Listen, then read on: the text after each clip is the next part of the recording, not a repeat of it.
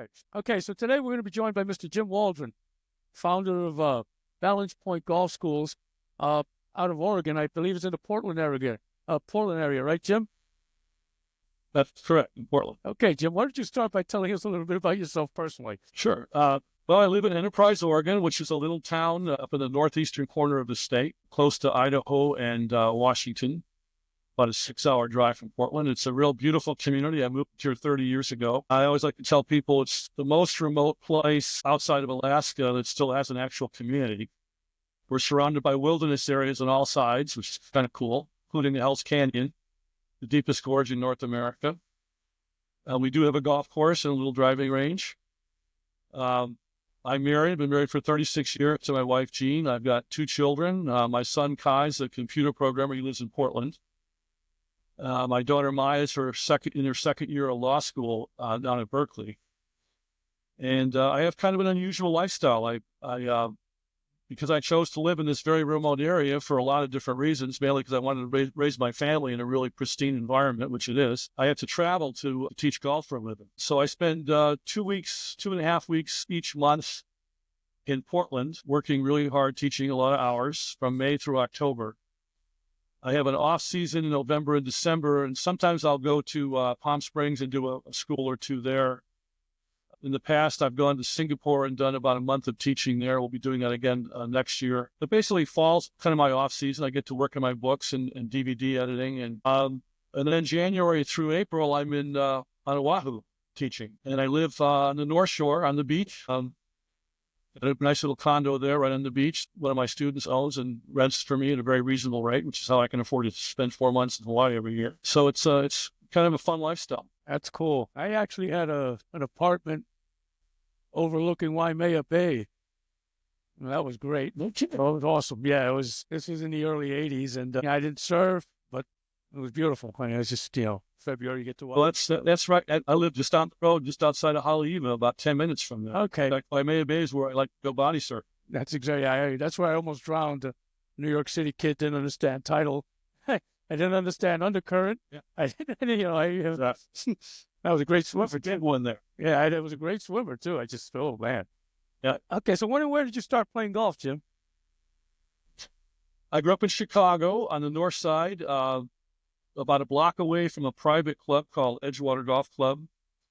I started hitting golf balls with my dad, who was a very good player. When I was age 4, I used to go to the range once a week in the summer months and hit balls with him. But didn't actually play till I was 10. Also kept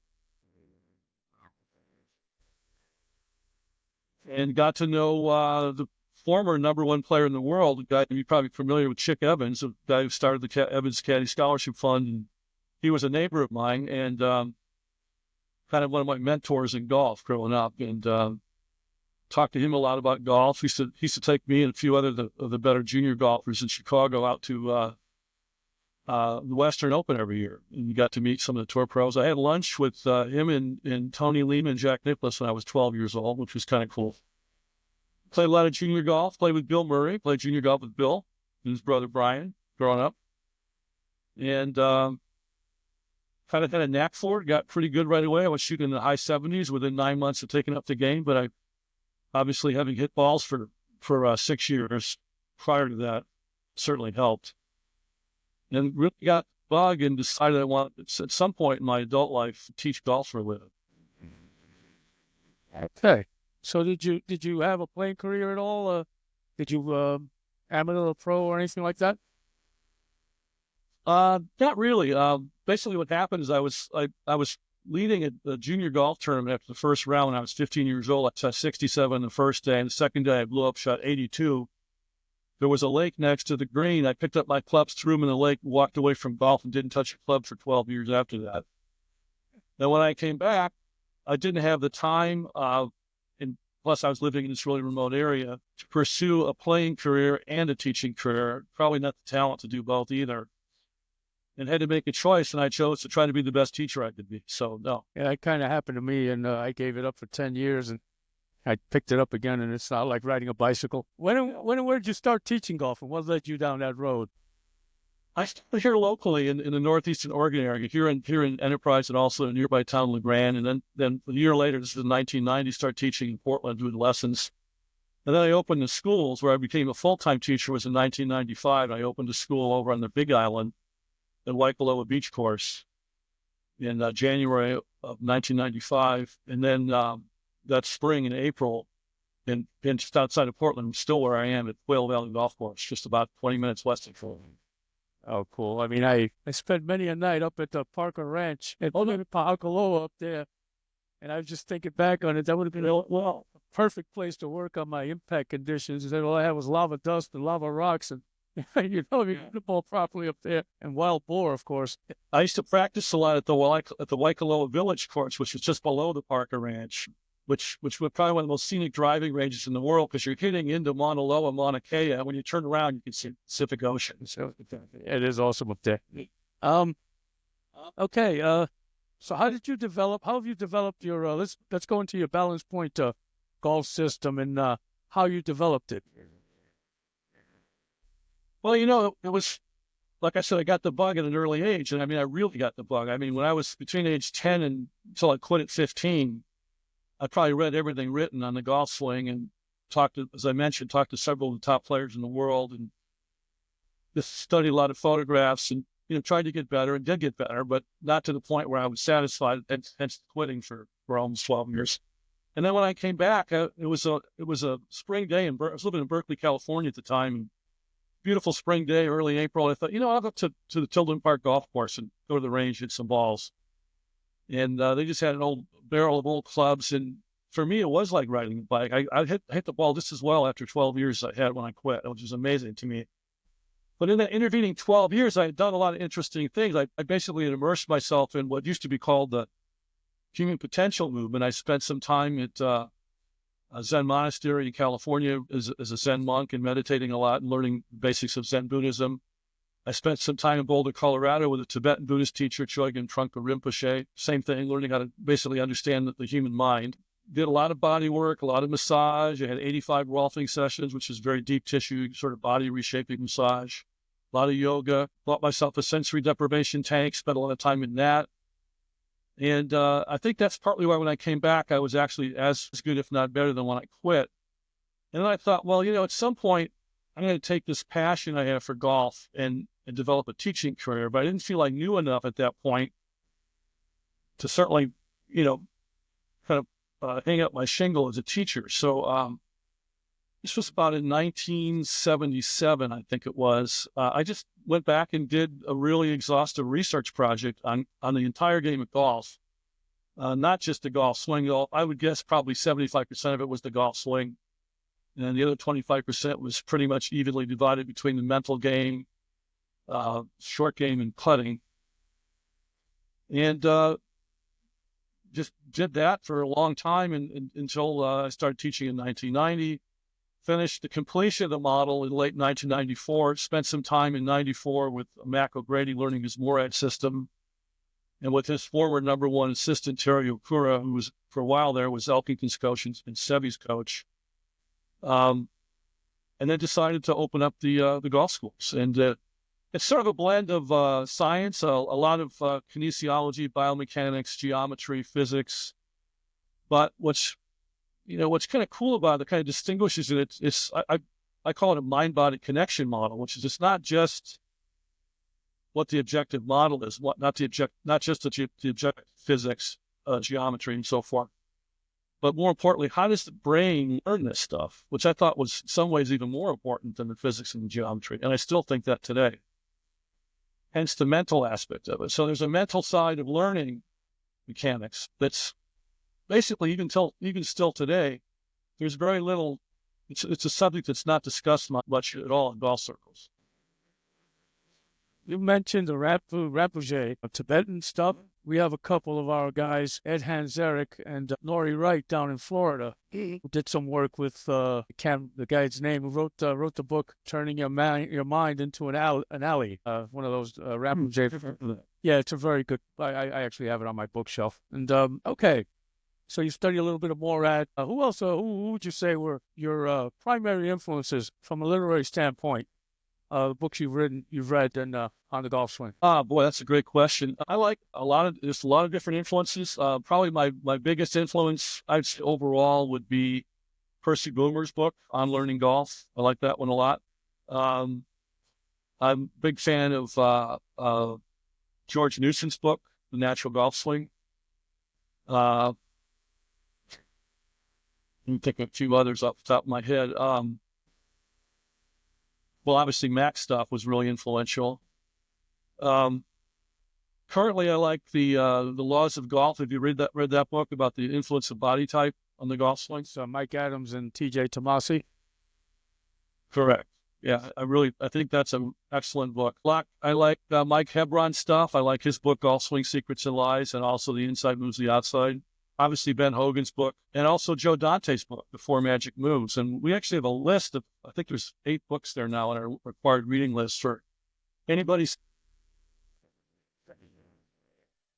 8 books. They buy 8 books and read them before they come to the class. And all those are on the list. I like the Impact Zone, Clampett's book. Another good one. Okay, so let's talk about the golf swing. Wow, quite a bit. You have a unique way of learning body motions and mechanics. We have another one of our followers. His name is Ernest Dross, gentleman out of Slovenia. He wrote a book, Slow Motion Practice Will Get You There Quicker or Faster. Right? And it involves detailed slow motion rehearsal. You've explored this topic and developed and expanded on it. I'd like to hear what your thoughts are on that.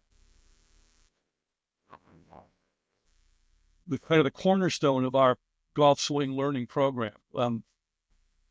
With a few exceptions, and they're mostly for advanced players, we don't allow any of our students to learn any motion mechanics at full speed. It's all done at slow motion in front of a mirror. And I developed that mainly because I grew up in the Asian martial arts tradition. I started studying karate at a very early age, and everything I learned in karate was in a dojo, in a studio, lined with mirrors, and everything was done in super, super, super slow motion with super precision. And once I started learning more about the neurophysiology of how the brain and body work together in the golf swing, early on in my studies, my research project, I realized, well, why wouldn't that work for golf? Why are people going to the driving range and taking full speed swings at a golf ball, trying to make their body do something different? And then I realized, not just my own case, but watching people, working with students, that the intention to make a body part move differently was almost never manifest in full speed golf swing. In fact, let's say someone's trying to do a particular movement pattern. Let's say release the wrist cock angle later than they had been doing. So they have the thought in their head, I'm going to release the wrist cock angle later, and then they hit a golf ball. That goes on and on and on, and you watch the person and you realize there's almost most times no change at all. They were still releasing early. So the intention to make a body movement pattern change is not the same thing as making the actual physical movement pattern change. But that distinction is lost on the vast majority of golfers and probably the vast majority of golf teachers as well. So in other words, you don't have including golf, where you're moving at normal golf swing speeds. But you do have precise, precision, voluntary control when you're moving in slow motion. And shortly after I had this insight about transferring what I had learned in karate to golf, I discovered that Ben Hogan had done all of his major swing changes in a mirror in slow motion. Now, how he learned that, I have no idea, but he did. In fact, that's how he did it. Now, there are dynamic things about the golf swing that you cannot learn in slow motion. You can't learn all of it in slow motion. The timing aspects, the coordination aspects, the rhythm, the tempo, a lot of that kind of stuff, some of the balance stuff as well, obviously, you have to learn at full speed, and it helps to use a golf ball as well. But as far as the detailed technical, how do I get my body to move in a certain angle, certain plane, certain range of motion, certain sequence, slow motion practice is the way to go for sure. It's very effective. Yeah. Yes, Hogan figured out quite a few things on his own. Ball flight balls and all kinds of stuff. And he was a real genius. Yes, he was a genius. Okay, so how long do you think it takes to ingrain a swing change using this procedure? You know, there's no hard and fast rule on that. It depends on so many individual factors that the golfer brings to the table. How strong their mind-body connection is would probably be number one. How well they can focus their mind on just that one thing that they're working on, as opposed to having their mind wander off, which is the norm for most people. And how main attributes you have to make a swing change relatively quickly. But having said that, I would say that in general, it somewhat depends on what part of the swing you're talking about. Obviously, when the body's moving the fastest or when there's the most complexity of motion in a given unit of time is where it's going to take long. So the transition move, for sure, takes the longest. If you're talking about a beginner golfer, though, of course, much faster.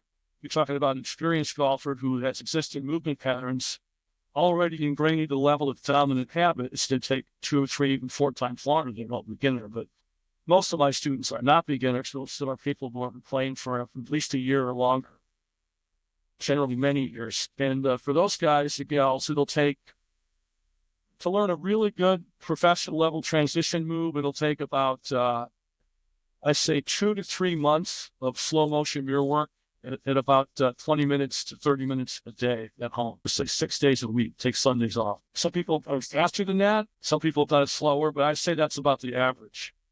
Takeaway, much less mechanical complexity, much less time, maybe a month or even less, 3 to 4 weeks.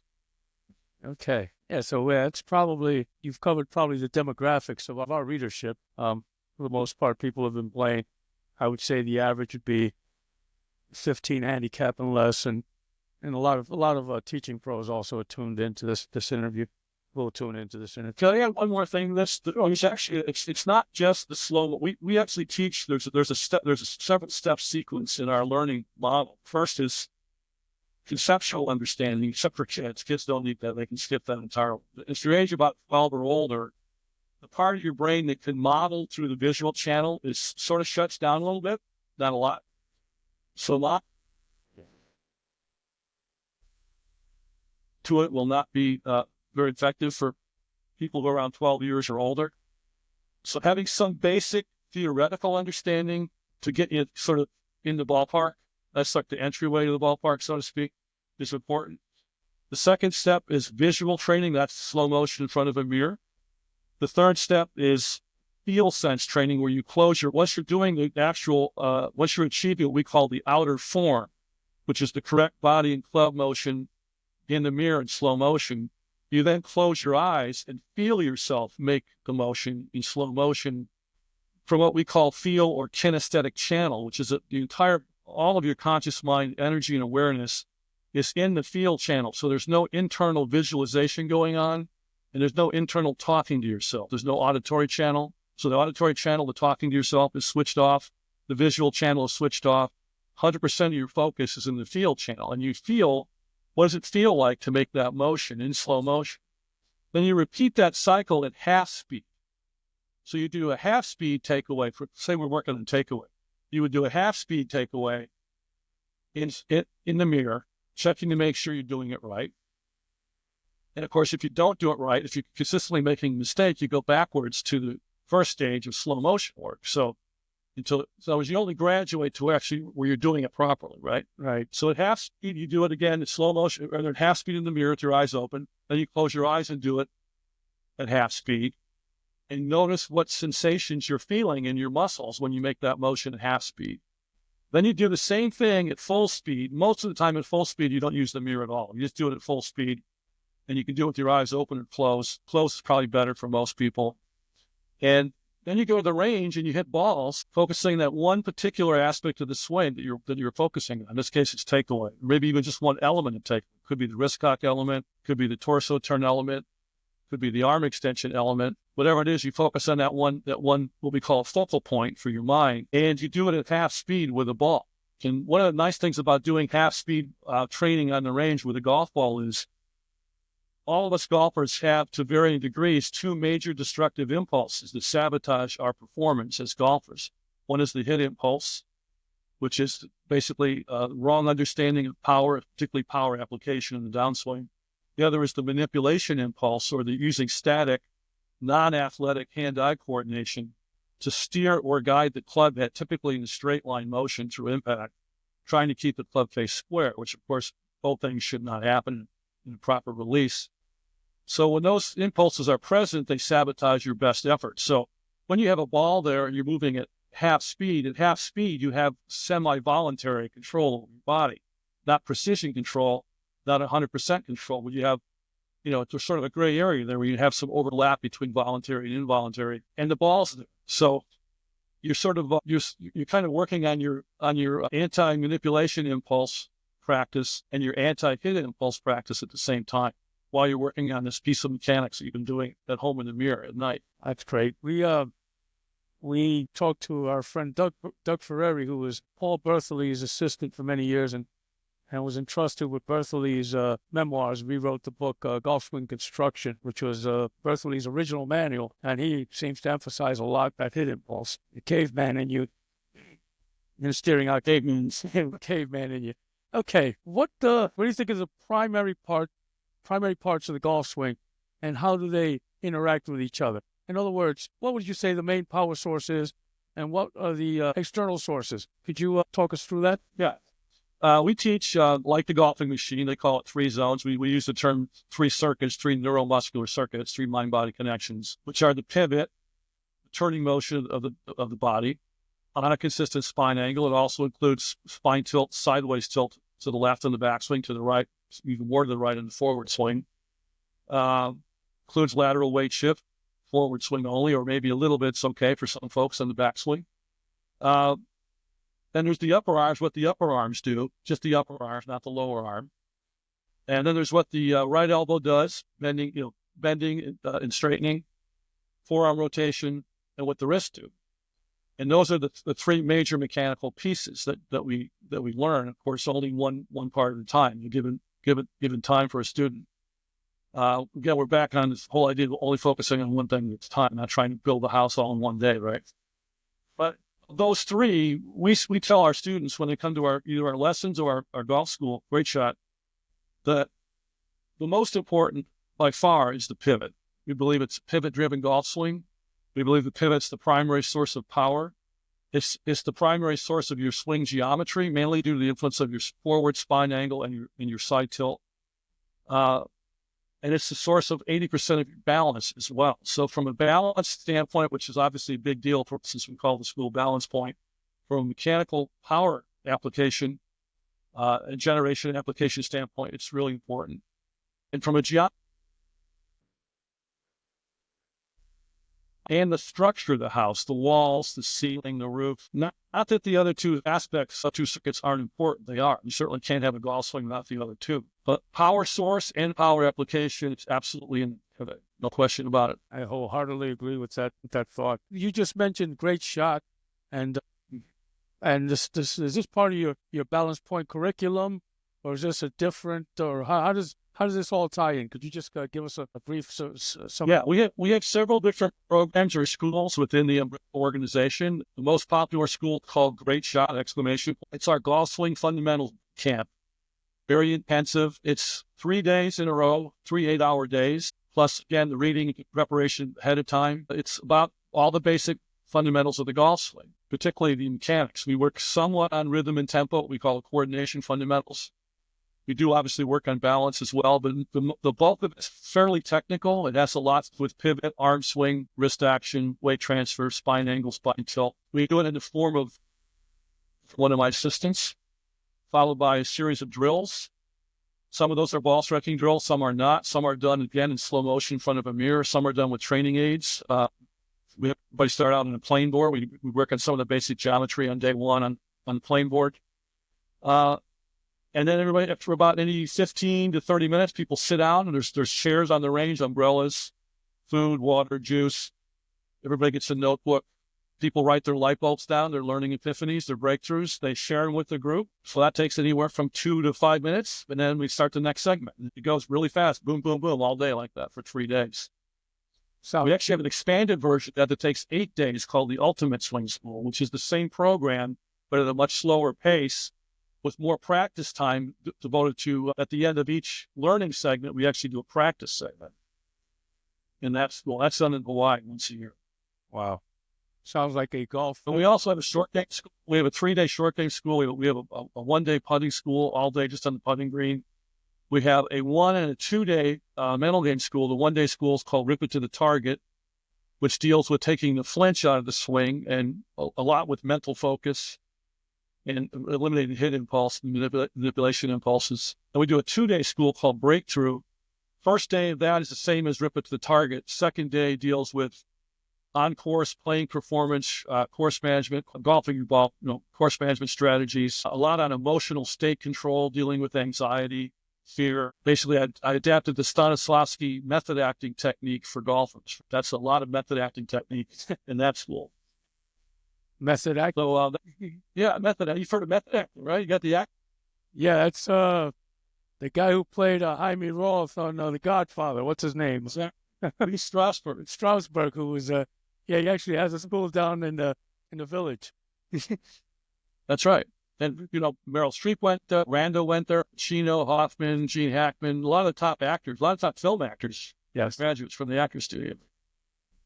Yes. And that's that. Primarily for actors, the emotional state. And we teach people how to do that. And we have what we call 12 core states of excellence, like courage, I'll just name a few: commitment, trust, surrender, freedom. And the focal point for the student's mind becomes one of those. Let's say it's freedom. So we have the person say, look, if you could be as free to golf as you could possibly be on this very next golf swing you're about to make, what would it feel like? What would it look like? What would it sound like? So they use all their senses to form an image, a feel image, a visual image, an auditory image, an emotional image of freedom.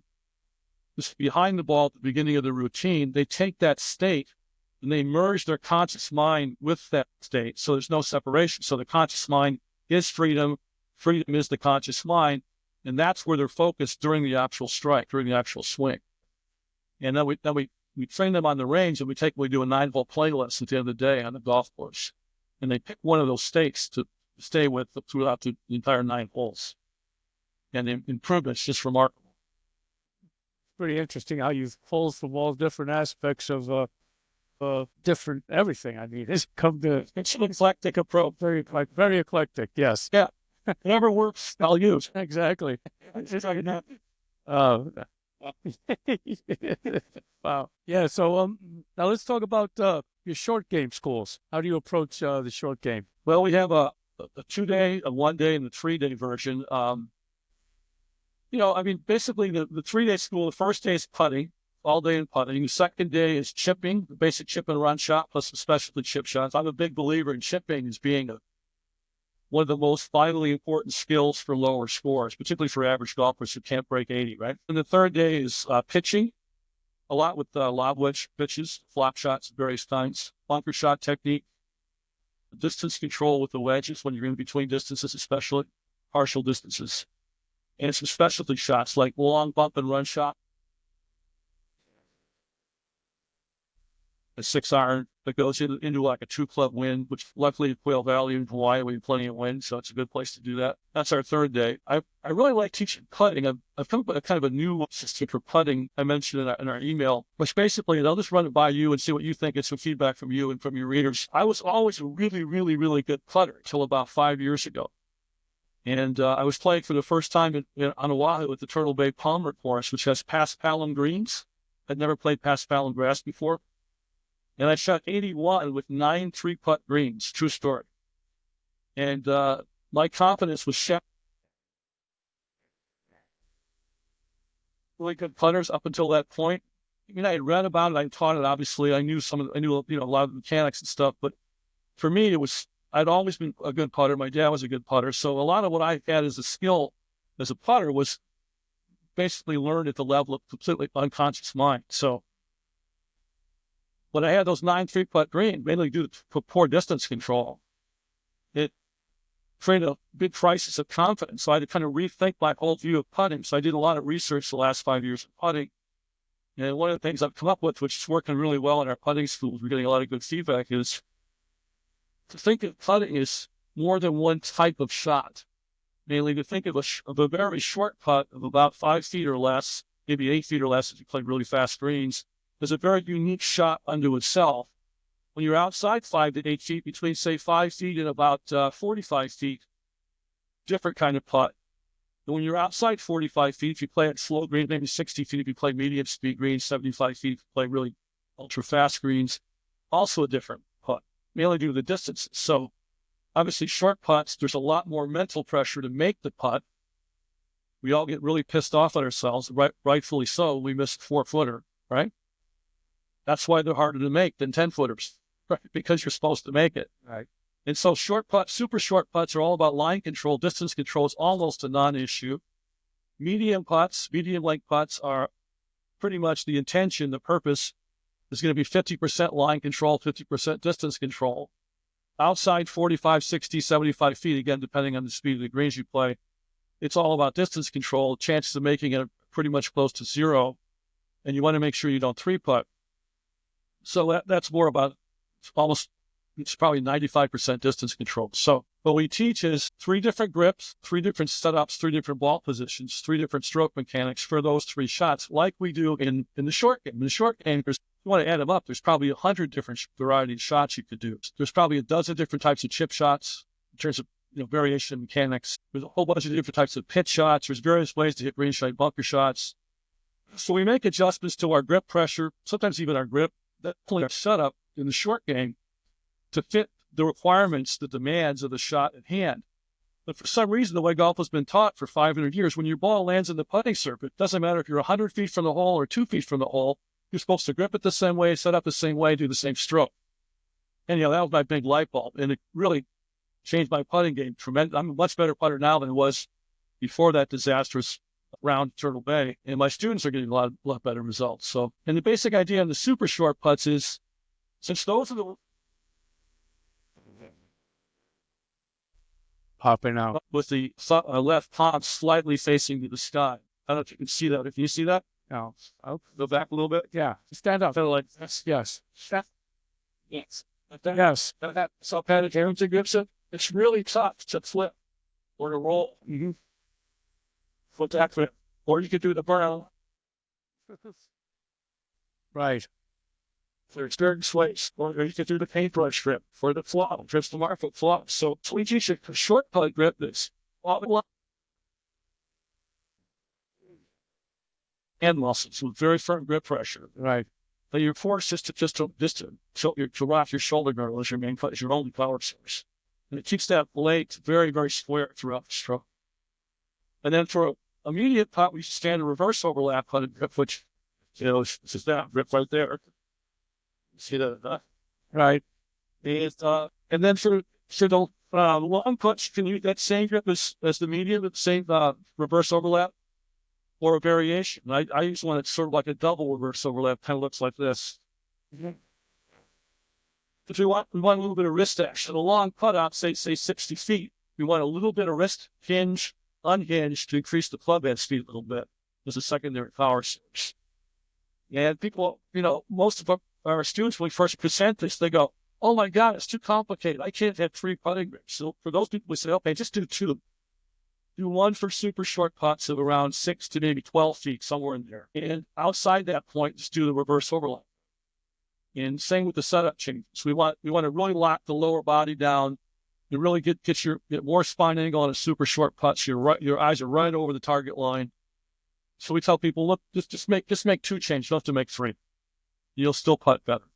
But the key is to identify what the intention behind the putt is. The intention on a medium putt, if you want to analyze it, I think accurately, it's pretty much equal: 50% line control, 50% distance control. You got to have both.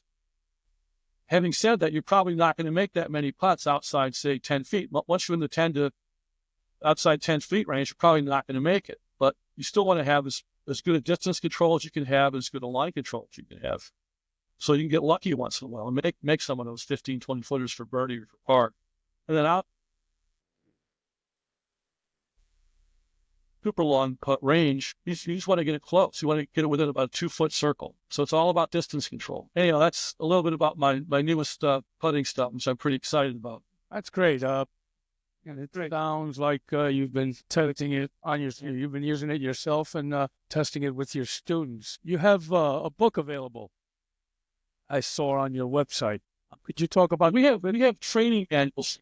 Yeah, we have training manuals from the school available, but the actual book itself, what I call the book, there's actually 3 books that are in production right now.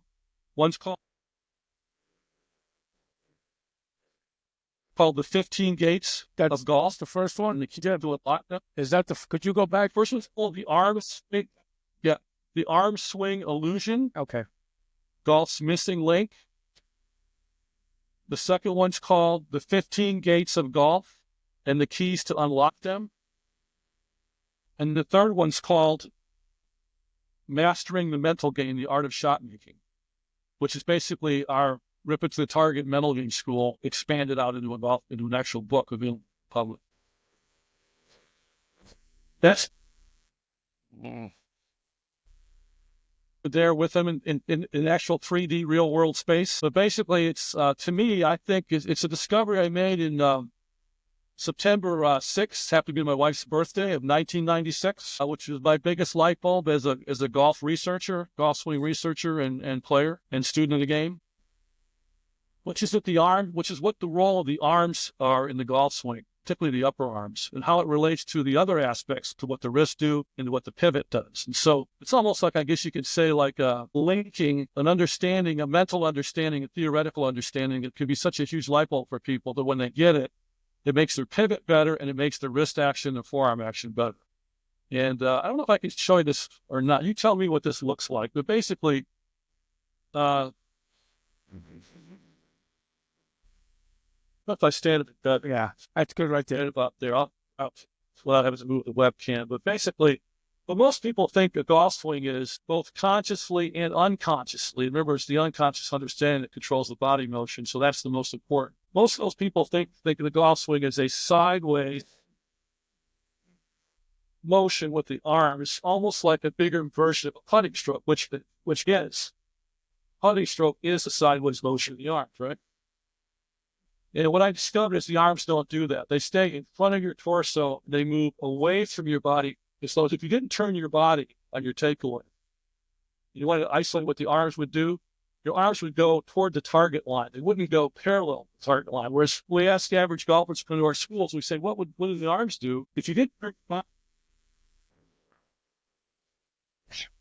across their body? In and out, in and out. Right? And that's just simply not correct. That's what every poor ball striker does. Good ball strikers don't do that. They push their arms away from their body, kind of like that. That would be the takeaway motion if you didn't turn your chest. This would be the second half of the backswing. I'll try to crouch down so I can stay in the frame. That's it. That's all your arms do. I'm adding the right arm folding and the wrist cock as well. And then the rest of it's the pivot. So there's independent arm motion. The pivot won't make this happen. You got to train your arms. You got to use your arm muscles to move the arms. There's the takeaway. There's the second half of backswing. People go, well, that can't be right because it looks like it's too far in front of you. I go, well, that's where it should be. You know, it's difficult to explain in a webcast, but it's the pivot that does most of the moving of the arms. So the arms are being moved by the pivot in all three dimensions: horizontal dimension, depth dimension, and the vertical dimension, while the arms themselves are moving themselves mostly in the vertical and depth dimension, moving away from you out toward the target line. If you didn't turn your chest, they'd be moving toward the target line. In other words, they stay in front of your chest while they go away and up. Now, when I say chest, I don't mean midline. I'm not saying Jim Furyk over your top of your head, super upright plane at all. They move toward the right shoulder extremity like that on the backswing. Then they stop moving, obviously, at some point. Just before you finish your shoulder turn, your arms stop going up and they stop going away. So they're synchronized with your pivot. And then they come down, almost reversing course, not exactly, but close. And they come down because of forces generated from your pivot. When you transfer weight laterally, when your tailbone shifts to the left, when you fire your oblique abs and shift your core to the left, when you tilt your spine to the right, and when you unwind your hips, belly, and shoulder girdle, all of those create forces, torques, physics, that pull your arms down to this position. At that point, your upper arms come to a complete stop during the release interval of the golf swing. So when you're releasing the wrist cock angle, the upper arms have come to a complete stop in a good golf swing. Now, I say complete stop. Down any further, they've reached downward range of motion, and they don't go sideways, across midline, across your spine, till after impact. And that across the chest motion, which does happen after impact, happens again because of forces from the pivot, from momentum. You don't do it. Now, most of my students, I say most, I'm talking 99.9%. The only ones who don't are the tour pros that work. But all of my amateur students, to varying degrees, are using the muscles in the upper arms, where the upper arms connect to their shoulder girdle, to move the arms in the so-called horizontal or toward the target dimension on the forward swing, like so. And that, in essence, is the hit impulse, or at least that's one the most common form of the impulse. It is the manipulation impulse, right? And it's due to a very powerful optical illusion we call the arm swing illusion, which is when you swing yourself, even for a good player who's not doing this wrong motion, who's doing the correct motion, it looks like your arms are going around your body from your first-person subjective point of view. It feels from your field channel like they're going around your body, even when they're not. I'm talking to a good player who's keeping the arms in front. More importantly, when you as an outside second or third person observer watch a good player swing, if you're like most people who are in the influence of the illusion, you're going to see the arms go across the chest, behind the body, and then reverse course from behind you, back in front of you on transition, and then across your chest to impact. That is such a powerful illusion that most people, unless you ask them, again, most average golfers, unless you ask them specifically, how do you visualize what the arms do in the golf swing? It's so unconscious, they can't even answer the question first. They have to think for it. If I pose it this way, if I say, well, if you didn't turn your body at all, what would it look like? They all go like this. They all pull their arms sideways across their chest and around their body. That is the number one mechanical flaw in the golf swing. For pretty much everybody who plays the game, even tour pros, occasionally when they're under pressure, will succumb to it. And we have developed a program of drills, which is what this book will be about. The book's going to come with a DVD, because you text alone and still photos won't be enough. You got to actually see moving images. The drills will help decondition, or we call it disillusioning. We're going to dis-illusion you in the positive sense. So that's one of our little jokes in the golf school. We say it's the most disillusioning golf school in the world. Mm-hmm. And there's other illusions besides this. We've identified 30 sensory illusions, but this is the big one. This is sort of the meta illusion, right? Okay, so you have what is your golf school composed of? Is it just you, or do you have a staff, or what is the ratio of? I have four. Yeah, I have 4 assistant professionals that work with me, all of who have been trained by me for many years. That my number one guy's with me for 13 years. The ratio is somewhere between 2-to-1 to 4-to-1. Our average is probably closer to 3-to-1. So typically we'll have around 10 people in the class, and with myself and 3 assistants. Okay. And it goes from 9 to 5. Sometimes we'll go later, 5:30, 3 days in a row. And we actually go to 5:30 to 6 on Sunday. And so it's always on Friday through Sunday. So it's very intense. It comes with a 175-page training manual. And we do about a 30 to 45-minute preschool interview on the phone with prospective new students to make sure it's the right program for what their goals and needs are. And then we do an hour on the phone with them after, kind of customize the practice program. And it takes most of our students about a year to a year and a half to finish the actual practice program after they graduate. But we call that level of golf swing skill, we use the term from martial arts. It's like getting a first-degree black belt in ball strike. So it's a pretty powerful and really effective way of mastering a sound golf. But you have to put the practice time. Not too many golfers are willing to put time in, as you know. But what do you say the success ratio is? Have you followed up on, what kind of progression have your students made, and what kind of goals, or do they usually come in with goals? Do they set goals? Do they achieve these goals? Yeah. Yeah, we follow up with everybody. With people who actually follow the practice program, we have a 100% success rate. Most of our students don't follow it to the letter because they find out after they graduate, naturally, it's like doing a weight loss plan, that they don't have either the discipline or the time, because clearly there's more important things in life than golf. Most people are working still. They're going to make a living, right? So typically, instead of doing 45 minutes a day of home practice, 30 minutes, that's probably roughly going to be mirror work. They'll do 20 minutes every other day. But yeah, they get tremendous improvement. We get people all the time going from, I've got several of our students go from 35 handicaps to 12 in one season, 1 year. People who come in typically are probably our average student is shooting somewhere between 85 and 95. And they'll generally drop about 10 strokes by the end of the year. So someone shooting 85, we shoot 75. Somewhat depends on how good their mental game is and their short game and putting are as well, obviously, because as you know, those are vitally important for scoring. Yeah, but ball striking wise, it's really fun to watch people improve to that amount. We've had a few total beginners, like virgins, golf virgins, take to school, improve it. You wouldn't believe it how much they've improved. I mean, we had this one gal from her parents were from Vietnam. She moved here from Vietnam when she was an infant, and she'd never played golf, never touched a club, never read a golf book, never watched golf on television. And after 3 days, she was hitting her 7-iron 135 to 140 yards, 8 out of 10 times on the green, on a practice green. And it was easy for her. And 3 months later, she broke 80. Wow. And eagled a 500-yard par 5 from the men's white tees. Wow.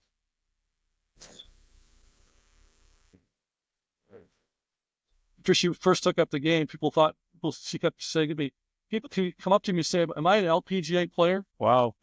Success. Yeah. So you basically, what are the demographics of your students? Do you have a commuter type of student? Or is it just local? Or, I mean, we basically encompass the whole world, the Gotham Golf Blog. Yeah. No, we get about 50% of our students from the Pacific Northwest, mainly Portland and Seattle. And the other 50% from around the country and some from around the world. We've had 5 guys from Singapore come over. We've had people from Japan, all over Europe, South America, Mexico. Yeah, we won that Golf Magazine Award, the Top Golf School Award, twice. Back in 2001, 2003, the Top 25 Golf School Award. That brought a lot of new business in. Okay. And it's about 50-50. Okay, so that's pretty much all we have for you today, Jim, unless you have some closing thoughts you'd like to add. Now, Ralph, I think what you're doing is really a benefit to the golf community. You got some wonderful teachers on your blog. You're an excellent interviewer. Keep it up. Keep doing it. Not my primary line of work, but I have a lot of time on my hands these days. So, 1 second. There's several segments where we broke up there. I'm going to download this and send you a copy of it because I think there's a lot of good information that was missed within your whatever the microphone situation is there. See the bouncing in and out, and there was a lot of great stuff that you were elaborating on that might not have come out on the interview. I won't know until I download it, but from my end, I was losing you a couple of times there, okay? So the reason for that, I think, is because we live in this very remote area, our internet speed is not very good. Okay. Yeah. And we only have one company. There's no other, we only have one choice. So yeah, it's that. Yeah. So